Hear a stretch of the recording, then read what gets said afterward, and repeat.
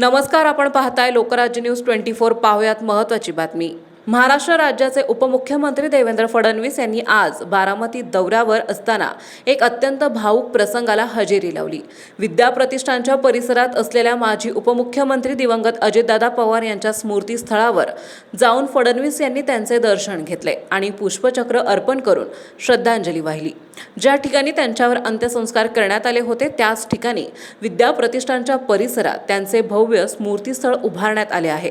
आज बारामती दौऱ्यावर असताना देवेंद्र फडणवीस यांनी या स्मृतीस्थळाला भेट दिली। यावेळी फडणवीस यांनी ट्विट करत आपल्या भावना व्यक्त केल्या। ते म्हणाले, आज बारामती येथे विद्या प्रतिष्ठानच्या परिसरातील माजी उपमुख्यमंत्री दिवंगत अजितदादा पवार यांच्या स्मृतीस्थळावर जाऊन त्यांना पुष्पहार अर्पण केला आणि आदरांजली वाहिली।